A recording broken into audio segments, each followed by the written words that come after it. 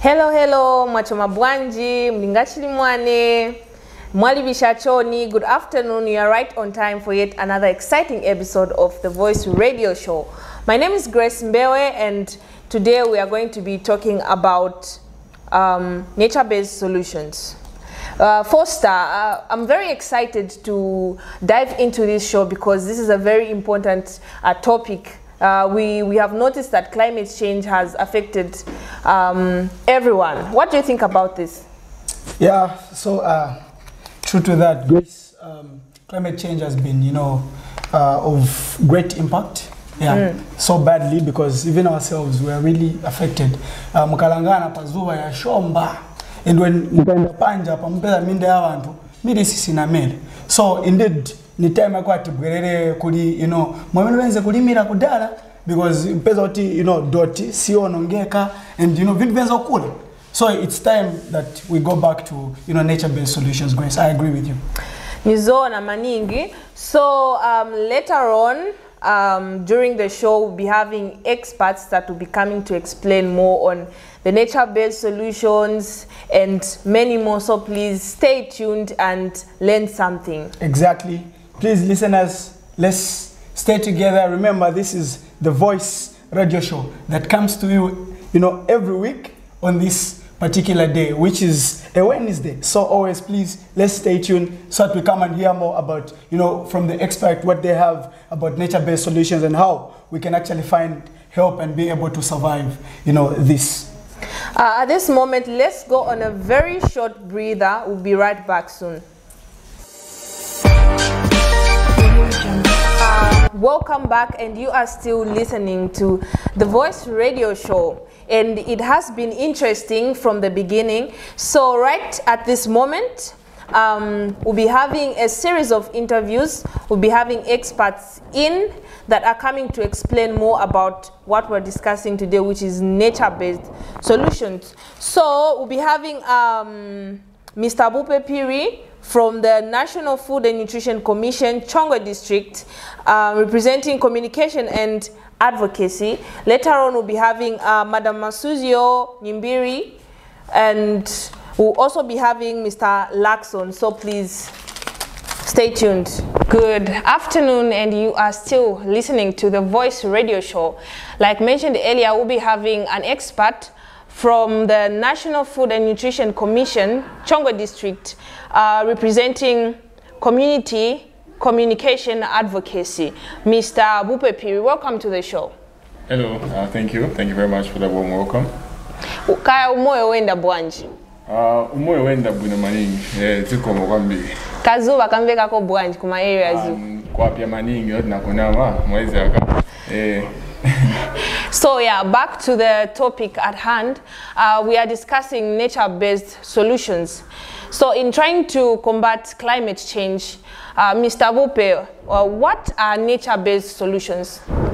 Okay, so nature-based solutions are solutions that promote sustainability and resilience.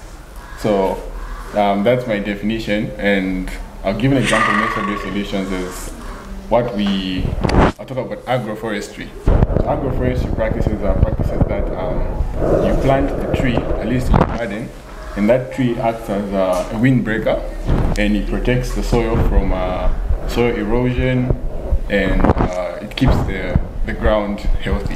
Yes. Okay, interesting. So can you provide examples of successful nature-based solutions implemented locally? Under NFNC, right? So we've got a few. I'll talk about the tree planting programs that we've done in Katova, in Malumina. These are words. These are really big words, and also in Luimba. So we've had a lot of places that we've touched and we've done a lot of tree planting, and aside from that, also keyhole gardens is also another example of a nature-based solution. Yes. Wow, that's very interesting. What are the economic, environmental and social benefits of implementing these nature-based solutions? So economic and environmental and also social benefits of the nature-based solutions. All right. So when you talk about economic benefits, we're talking about increased yields, right? So we're talking about having more profit, because if you have soil, or rather if you have an environment that is self-preserved and that we can pass on to the next generation, then for sure we've hit the mark on economic benefits, right? And then when it comes to social benefits, like we're saying, these nature-based solutions are all about sustainability, right? So sustainability is making sure that it doesn't just end with us, is that our children and their children can also have a taste of the same fruit or benefit, right? Yes, and then you said social, economical, and environmental. Environmental is we are just basically preserving our environment. So I think that's something that I could add on. Yes. And I also heard you mentioned something about tree planting. Yes. Like in our communities, some people may not really know the importance of tree planting. Would you shed more light on the importance and effectiveness of tree planting in combating climate change? Awesome. So I'll start with the very first thing you said. And welcome back to just right there. So I'll say chimtuzi. The way chimtuzi means shade, right? It means shade. So that's one of the first benefits I'll mention about tree planting. When we have trees around, we have shade. And when we have shade, we have less of this heat that we're feeling. So that's the very first thing. Plant a tree at your house, plant a tree kunyumba, mzanka kuna chimtuzi or chimfuili. And then another thing is, I like what we, under chongwe, the voices under chongwe, there's a motto that we have that says, plant a tree, save a soul. So, you know, yeah, when you plant a tree, you are definitely saving a soul, because trees have got so many benefits to us, and it's something that we so much underlook. Yeah. Interesting. Yeah, thank you so much, Mr. Vupe. Yes, sir. So, yeah, continuing with these conversations, I'm loving how it's flowing. Yeah, me too. Okay, so Mr. Vupe, another question we have for you is what challenges or barriers exist to scaling up nature-based solutions? Because like you have said, what challenges have you observed in these words you've mentioned to say like Katowa, you know, Chadimbana, Tandavale? What challenges are there to scale up, you know, the nature-based solutions? The first challenge I'll mention, because I think there are a lot. Yes, but the first one I'll mention is tree planting. The thing is, people are surviving on trees for charcoal, you know, yes. for money. So that's the very first thing. So the implementation is finding it a bit hard, because in as much as we are encouraging the community to plant a tree, the community is still cutting down trees. And at the same time, it's like we are playing, it's like a tug of war, you know, between exactly, yes. ourselves. I won't say between us and the community, it's between ourselves, because we are still buying the charcoal. And then another challenge I'll mention is, I think it's mindset. Exactly, mindset shift. Yes, mindset shift. Sure. And we're not speaking about it enough. I think the speaking about it enough is not enough. It's just ending with policies, government, but when it comes down to the community, it's not being heard enough. We are so concerned with so many things that we think the nature-based, or rather nature-based programs come in last. We're so concerned about our food, but forgetting that our food comes from nature. So I think that's a really major barrier that we should really continue to advocate for this at all levels, you know? Yeah, thank you, Mr. Vupe. So, so you mentioned to say there isn't much, you know, awareness programs like campaigns, yes, to actually, you know, let people, you know, to bring about the change of the mindset, to bring up, you know, about nature-based solutions. Okay, thank you so much, Mr. Vupe. Yeah. So, I think the other question that we have for you is, how can communities and policymakers overcome resistance, right? Since we're talking about people are resisting, okay, to actually go to things that, you know, can help them actually, you know, we're talking about nature-based solutions. Now, how can we, okay, how can communities, okay, and policymakers, you know, overcome the resistance to nature-based solutions? What do you think we should do? You know, because you said there's a problem. People are surviving, you understand? So there's need for, you know, a mindset shift, because this is where people feed from. Okay, so you can't just come and tell them, okay, apa, okay, stop cutting these trees, because it means, you know, people will die and they are used. So what do we do? Tingachite branch. What can we do? Tingachite chan for us to actually overcome these challenges. So that, you know, we bring about, you know, nature-based solutions that will actually help us. The indigenous ways. How can we go back to the olden days? All right, so thank you. That question is, I think, is the largest question I actually have to answer today. I'll first start with mentioning that it all boils down to a multi-sector approach. Exactly. Yes. So under National Food and Nutrition Commission, we are tackling this challenge, right? I'll talk about malnutrition before I go to that. Tackling this challenge through all 5 sectors, that is agriculture, education, health, community development, and of course, is it nutrition? Yes, nutrition, sorry, yeah. Oh, wash, yes. So I think in the same way, we need to come together as stakeholders who are trying to push for the same thing, that is change the mindset of people, to work together and break down the barriers that are in between us. May it be political barriers, may it be economical barriers, social barriers, and then put our heads together and our resources together and now advocate effectively on how we can get people to change. And not just that, by using what you call social behavioral communication change tools, right? That is showing people that it's not just a message, like a nice message that we're trying to share. It's not just preaching. No, but it's we want to share growth. We want you to like embody that sustainability, that resilience. Because what we're seeing today, the drought we're facing, these things we would have overcome them if we prepared. The data was there. We knew this was coming, but we ignored it. Why? Because we didn't embody sustainability in us. We just thought those issues will solve themselves. But that mindset needs to change for us. And I think that's where we need to work together. Yeah. Exactly. So I love what you've put up, Mr. Vupe, to say there's need for an adaptive approach, bring everybody on board, because I believe the best solution to actually be able to overcome a problem, the people with a problem are the people with the solution. They are part of the problem, they are contributors to the problem, and they're also part of the solution. I love that. There's need for us to work together to go back to, you know, nature-based solutions, because nature-based solutions are the way to go. I don't know, my colleague Grace, if you have any follow-up questions for Mr. Vupe, being the expert. Yes, sorry to just take you back. You mentioned something about the mindset, but what efforts are being made to let the people know about the causes and the effects, as well as the solutions to the problems that are being caused by us, the people?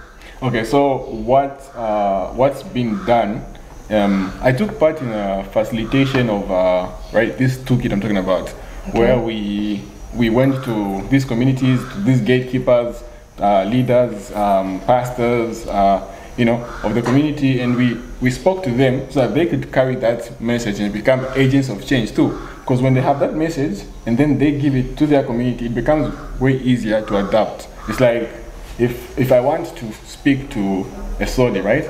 I have to use someone who stays within that place who can speak to them. So by doing that, we're seeing a lot of actually good results. We're seeing a lot of people now having planting trees, giving us testimonies to say, no, we like that now we can have our own gardens at our houses. We don't have to rely on this and that. And I think that's just the best way, starting from the ground, starting from the communities themselves to the leaders. Yes. Interesting. It has been an amazing session with you, Mr. Vupe. Thank you for coming through. Thank you very much. Yes. So what would be your advice to the public? My advice to the public? Yeah, your last words. Your ending words. Ooh. Okay, my ending words will be, we have to work together. We have to set aside our boundaries, our myths, and realize that this is more than us. It's about the future generations to come. We have to realize that if we don't do anything now, today, our children and their children are going to suffer, and they won't have this Zambia that we're even seeing now. Yeah, true. To enjoy and embrace. Yes. Okay. Okay, so yeah, Mr. Lacson, what are some of the contents? Can you share with us the content that you are actually, impacting in the youths in the training that you just had?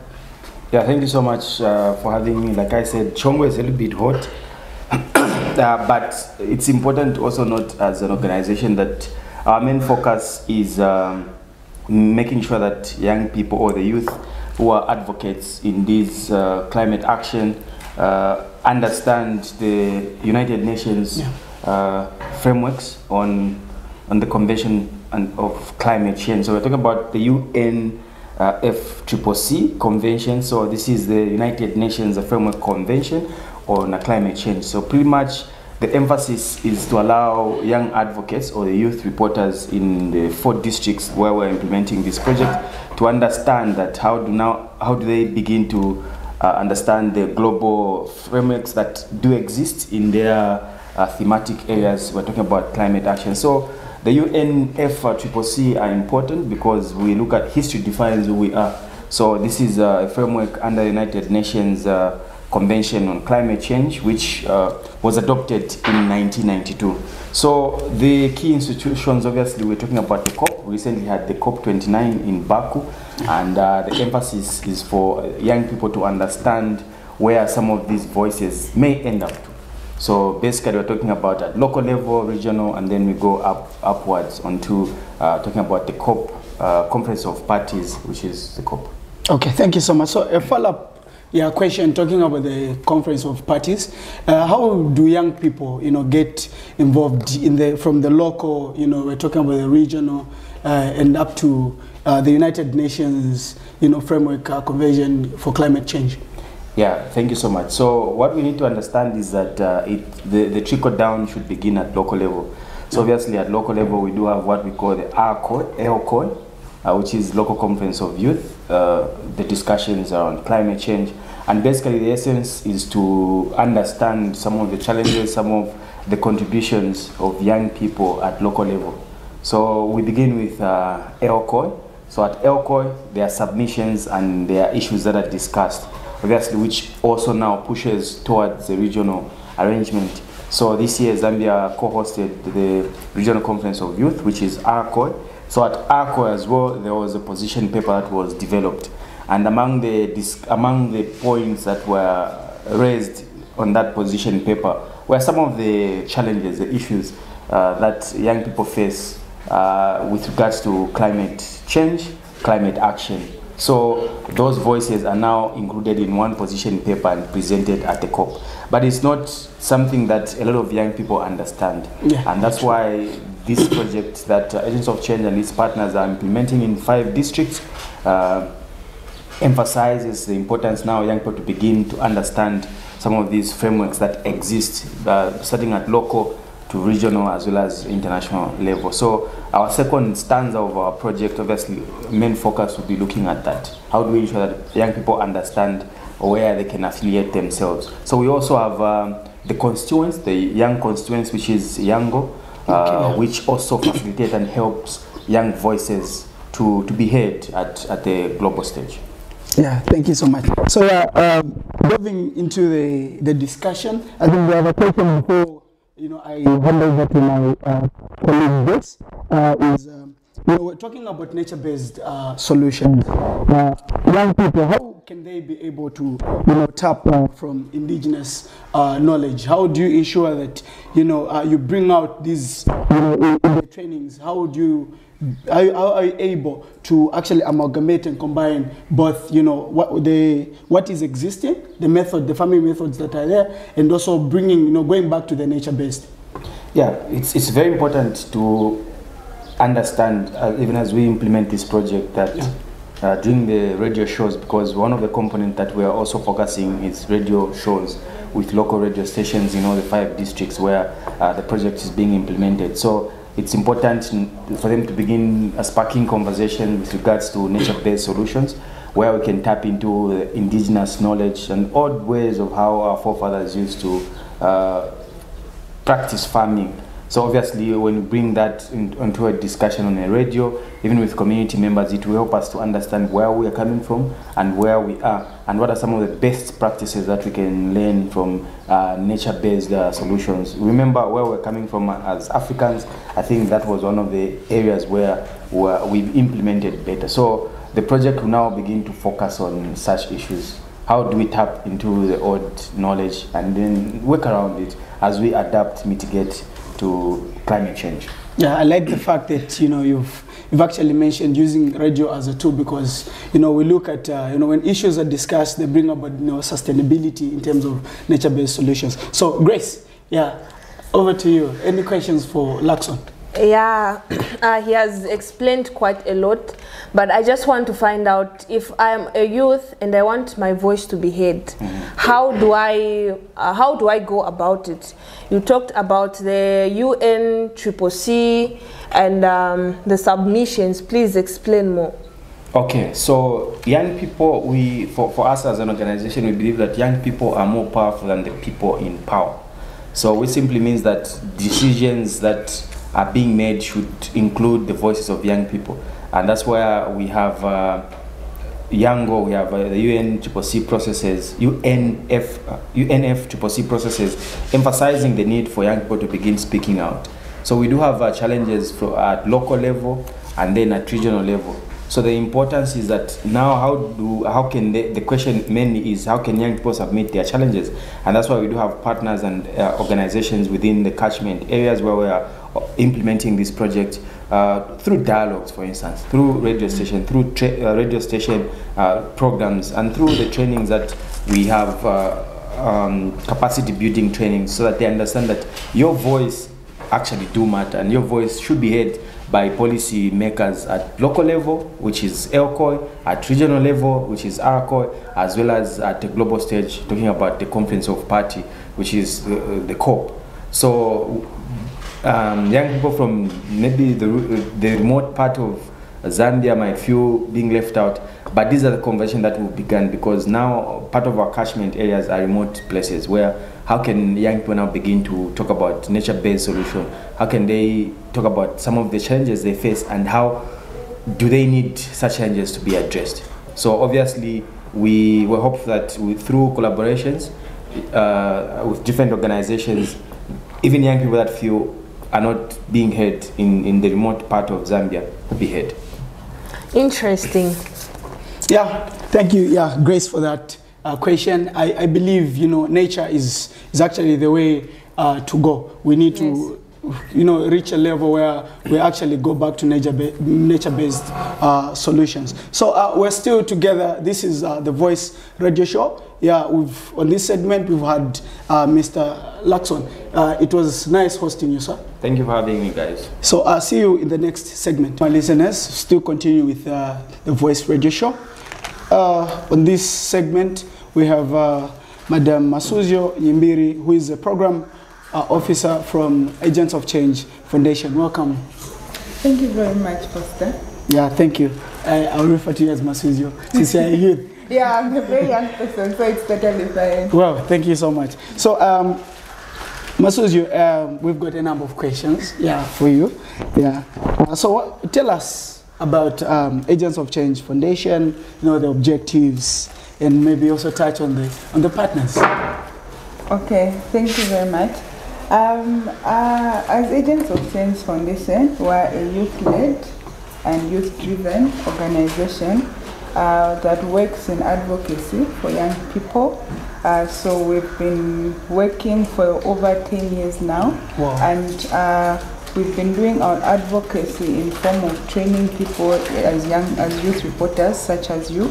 And for the past 10 years plus, we have trained over 1,500 youth reporters. So what happens is we train these young people in basic media skills, and they use these skills that they have gained to amplify their voices out there, advocate for issues that are imminent at that particular time, which is climate change right now, as we're doing. But we also have other topics that we look at. We look at governance and leadership.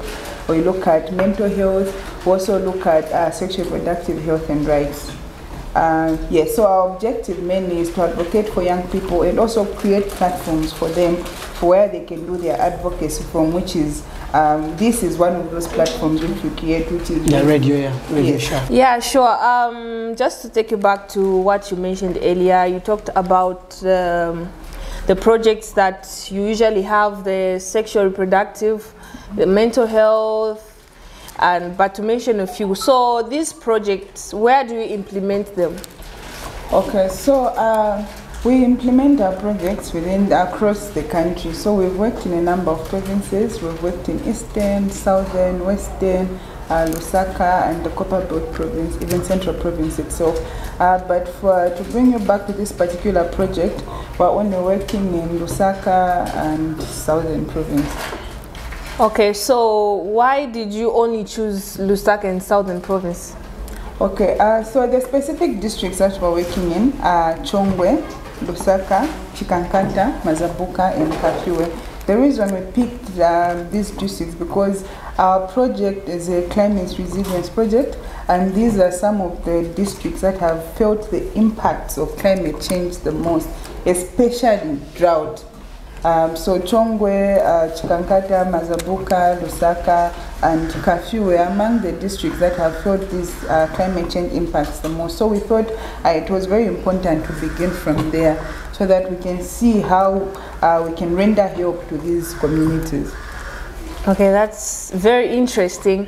So do you face any challenges in implementing these projects? Yes, we do. The challenges are many. So we face a number of challenges from programming to implementation itself, but most of some of the areas that we are working in are in the remotest parts of the districts.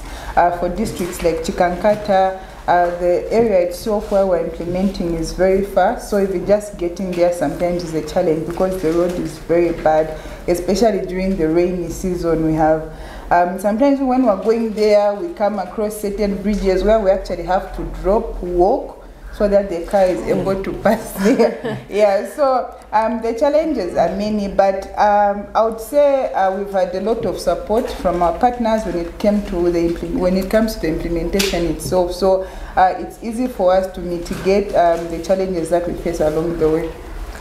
That's very wonderful, Madam Masujo Nyimbiri. You can call me Masujo. No. Oh yeah, because you're still a youth. Yes, please, yes, feel free to call me Masujo. That's very nice. Okay, so great, Masujo. Yeah, it's been a pleasure. You know, when you were talking about, dropping off the vehicle, crossing rivers, some areas, I thought of Kasongo, being a Kasongo and being able to do that. So yeah, Masujo, just, a follow-up question to this discussion. I know you've been implementing ABATE. This is maybe a second phase, right? Yes, if I'm right. Yeah. So what do we really, expect, from, lessons learned from the first phase? What do we really expect in the second phase? What are your specific areas, and then, what are you going to really delve into? Okay, thank you very much for that question, Costa. So when it came to implementing the first phase of the project, we realized that despite providing capacity in these topics and also having these meetings and outreach programs in the communities, we realized that there was a lot more that needed to be done, especially in terms of awareness, because when people do not have the knowledge and information, it's very difficult for them to go about in terms of mitigating these climate change impacts. Yes. So what we realized was there was need for a second phase so that we can continue doing what we're doing, which is building the capacity of young people, such as you guys, in these very important topics, and also relating them to your specific communities, your local communities. So in the second phase, we are going to be conducting capacity building trainings, workshops. So we implement these workshops in all the 5 districts, and we'll be training 15 young people in each district. Yes, so the aim of the workshop is to capacitate the young people, provide them with the knowledge and skills that they need to enhance their climate resilience work, because it's very easy for you to come up with an initiative that can help you adapt to this current climate change crisis that we're facing if you have the right knowledge and information. So what we're going to be doing is continue building capacity, but we'll also continue raising awareness in the communities, because that's very important. In as much as we're building capacity in the young people, we also need to look at the older, the middle age, and even the younger generation that are in the community. So it's very important that we'll continue also having community engagement meetings, where we're going to be speaking to people in the communities and raising awareness. So our focus for the second phase will be looking at climate finance, which is a very important topic, especially here where we are, because people want to implement climate resilience work or just adjust their lifestyles to the current crisis that we're facing, but how can they do that when they don't have the resources? So we thought it was very important for us to include climate finance, so that we can look at how young people, so that we can capacitate young people with the knowledge on climate finance, how the sources of climate finance, how young people can access this climate finance. Then we'll also be looking at nature and biodiversity, which is also a very important topic, which can help when it comes to climate adaptation and also mitigation. The other important topic that we'll be looking at is the UNFCCC processes. We want young people to have the knowledge on how these processes work, and also how what roles they can play, how they can be engaged, because the processes start from the local level all the way to the global level. But if a young person from a district such as Chikankata doesn't have the knowledge, they don't even know that there are processes such as COP that exist, how are their voices going to be included in those decisions? So those are some of the topics that we'll be looking at during the second phase. But the activities are many. If we continue talking, we'll keep, but we'll also be having activities where young people will be engaging with the National Caucus on Climate Change, with the Ministry of Green Economy also, so that we can ensure that the young people's voices are heard as well, and we create that platform where they can engage with these people, so that their recommendations, their challenges when it comes to climate and the crisis itself can be addressed, can be heard. So those are just some of the activities that we'll be doing, but also most importantly, we'll be having radio shows and podcasts, which is why you guys have me here today. So the radio shows and podcasts will be focusing on the 3 topics that I mentioned, which is climate finance, the UNFCCC processes, and nature and biodiversity, so that we can also reach a wider audience. Even as much as we're going to be having community engagement, it's not everyone in Chongwe district that is going to attend that particular meeting that we'll have. So when we have radio shows and podcasts, we allow for a wider audience to access the knowledge and information which we're going to be sharing. Okay, thank you so much, Masuzio. Yeah, well put, things alluded to. So, dear listeners, you're still with us. Stay with us. We're still on, this is the Voice Radio Show. Like Masuzio mentioned, we're still continuing with this discussion. Let's come and listen more about UNFCCC. We'll come and dive deeper later on in the next segment. Yeah, we're still together with Grace. Yeah. Yes, thank you very much for coming through, Masuzio Nyimbiri. Thank you very much for having me. It was nice having you. Thank you so much. See you in the next segment.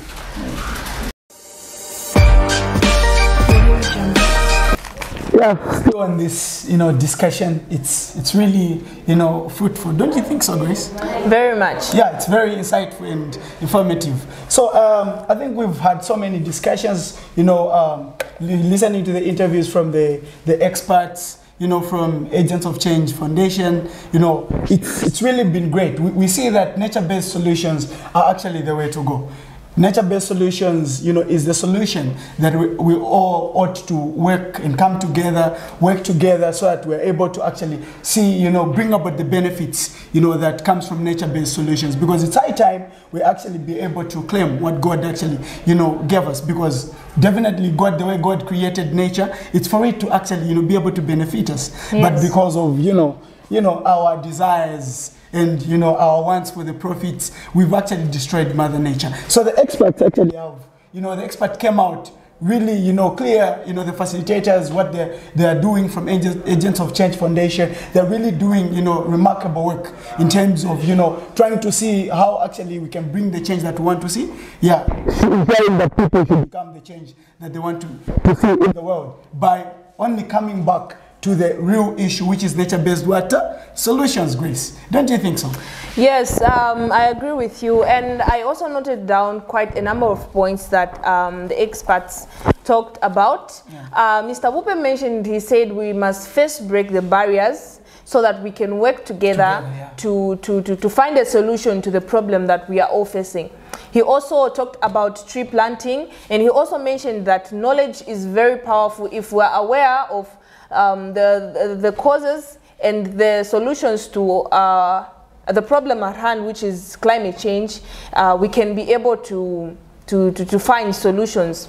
And also, Madam Masujo also from Agents of Change also talked about how they train young people so that they can be heard, their voices can be heard.